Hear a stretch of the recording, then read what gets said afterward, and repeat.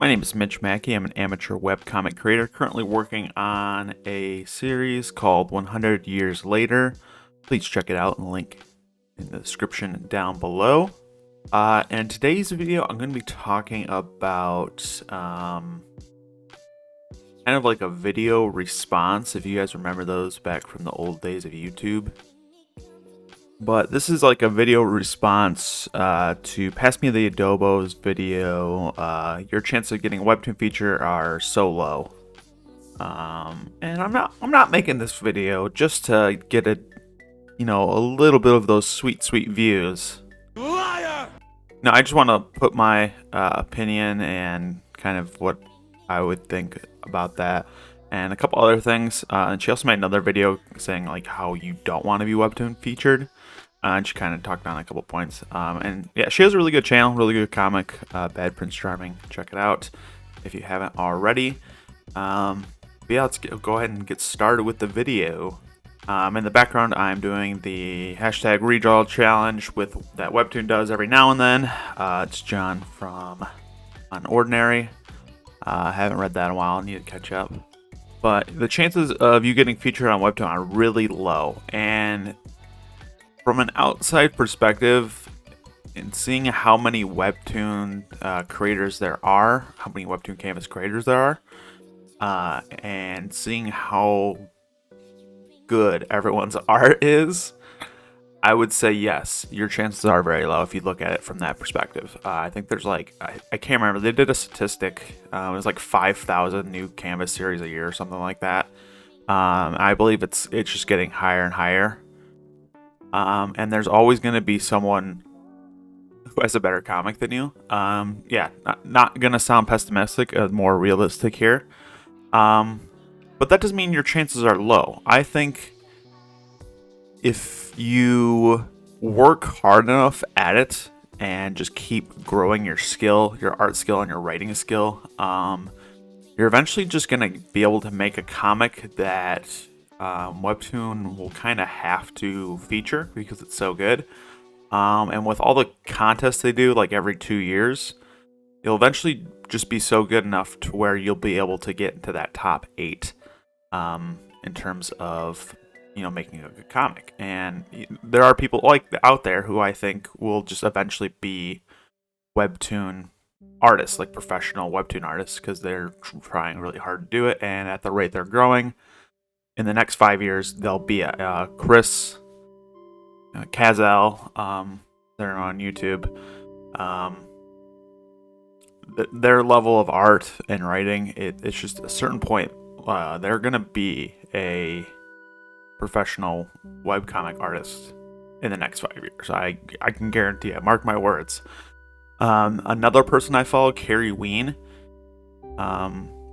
They do a comic called Cloudwalker. It's really good. The art's amazing. Writing's pretty good. It's very inspired by Jujutsu Kaisen. They have said a lot of times.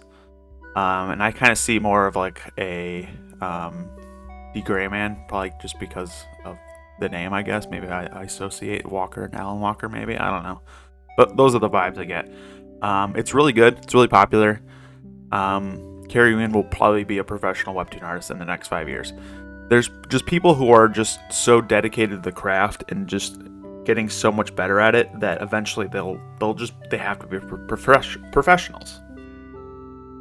I think you just need to kind of get to that point when then you don't really have to worry about it. Another thing she kind of talked about that video was kind of saying how, when you first start out, you're starry-eyed and you kind of just, you think it's easy to get featured on Webtoon. Yeah, I've been through that. It seems really easy when you don't know much about it.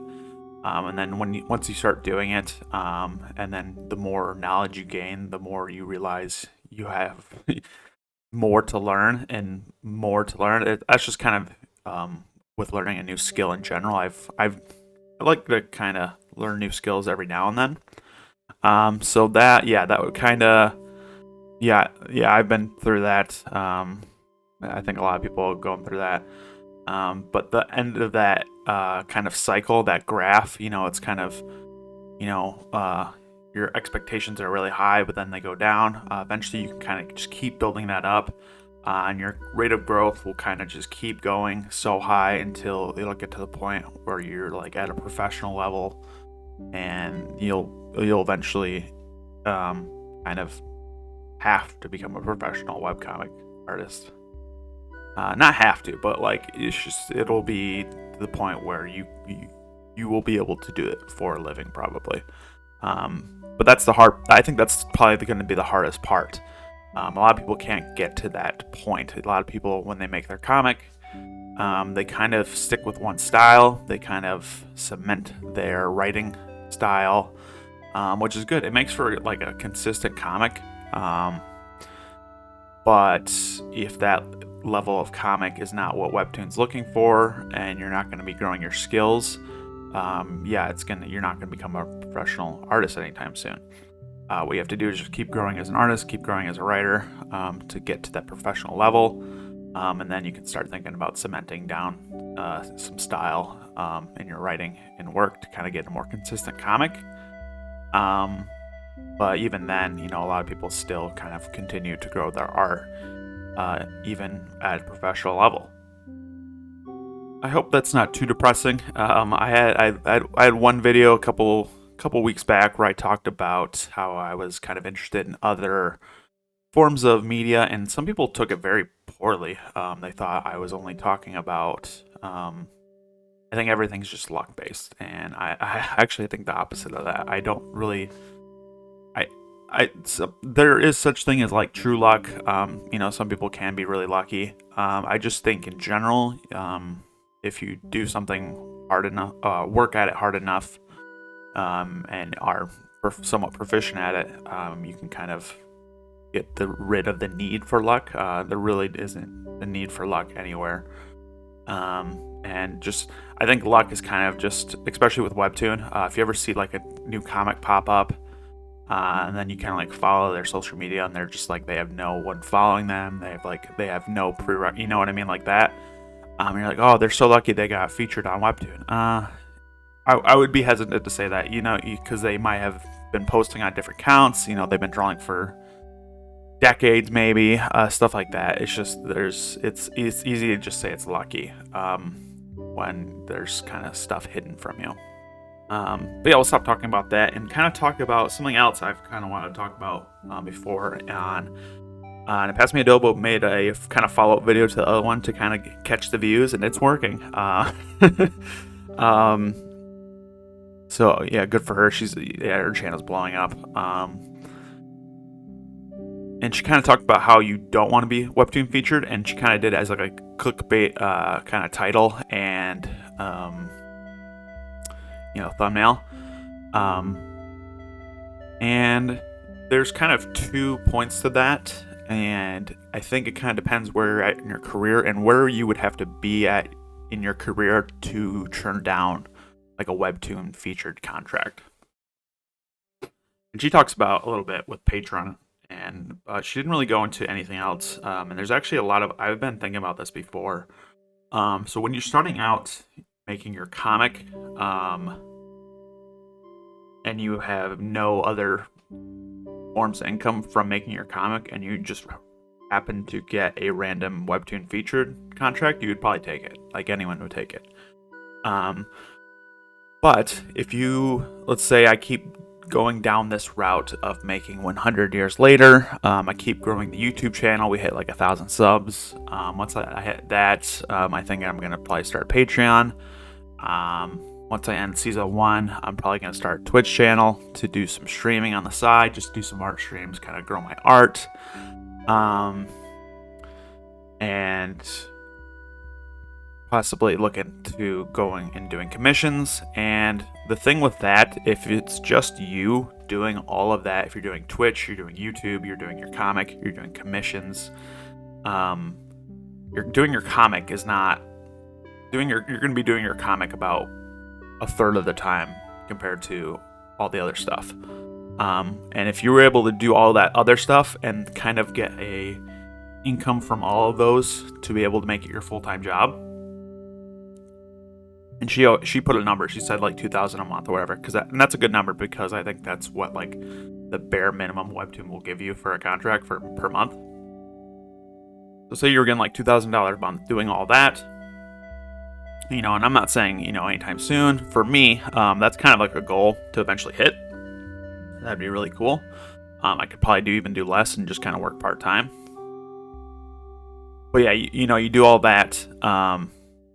And you got a decent audience. You're kind of pretty far into your comic, kind of at the point where it's closer to the end than it is at the beginning.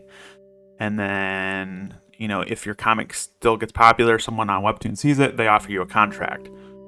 At that point, it would be weird to take it.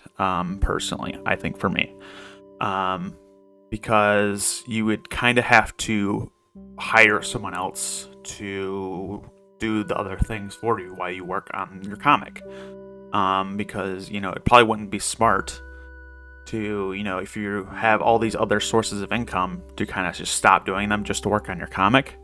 I mean, you could do that, but it seems illogical, I guess, to do that. And yeah, every situation depends, but I mean, there might be a time, and especially if you're doing all these different ways to kind of build an income, it would be very hard to kind of stop wanting to do that because how consistent they are, rather than kind of just only work on your comic 80 hours a week, instead of doing all these other different and interactive things, which I think works better to my kind of personality and work style. I've tried. I did a week when I did chapter 1 of 100 Years Later. I did like a week of. I pretended I had a week off. It was right before I got my new job. I pretended I was a professional Webtoon artist. I just, I woke up earlier in the morning and I was going to draw for 10 hours a day. And I hated it, and it sucked. And I could barely do it. So I hope that if I would ever get paid for it, it would be a little bit different, and I could probably force myself to do it. Because I force myself to do a really crappy job right now. It's not crappy, but you know what I mean. So doing something like that, I could probably force myself, I guess. But still, yeah. For me personally, my work style and how I like to do a lot of different things in different spurts and intervals, something like that would be more towards my speed. And that's what I'm trying to do. I'm trying to grow the YouTube channel. Hope to start a Patreon. I might even start it sooner than later just to have it get set up. All that good stuff. And, eventually start Twitch streaming. I've been following a Grave Weaver. She does kind of art critiques, and she plays video games every now and then. And they're really fun and entertaining. She actually reviewed one of my art pieces. I was one of the lucky few, so I'm actually going to be making a video about that next week, so that should be fun. But yeah, that's something I would, eventually want to do in the future as my art skill grows, to be able to, draw on stream, and kind of, maybe even do art critiques, because it was very helpful. But yeah, I guess that's it. This is kind of a weird video. Just kind of tell me what you guys feeling about this. I know there's a lot of people on. I've actually talked to someone who actually posts on a different site. It's not Tapass. It's webcomics.com, or it's webcomicsapp.com, and it's kind of a different vibe over there, and it's a little bit better for creators. And I know a lot of people in the comments too. They kind of post their comics. I think they post it digitally, but it's more for print media. They're kind of away from Webtoons. Not everyone's trying to, be a featured Webtoon artist. So it'd be kind of interesting to hear from them, see what they kind of think about that, and see, their career path is what I'm kind of talking about. This, diverse, sources of income. That's where they want to be. But yeah, it's just something to think about. Even if you don't get featured on Webtoons, there's another path that might even be better. As a creator, to look into. But that's all I got. Thank you so much for watching, and I'll see you guys next time.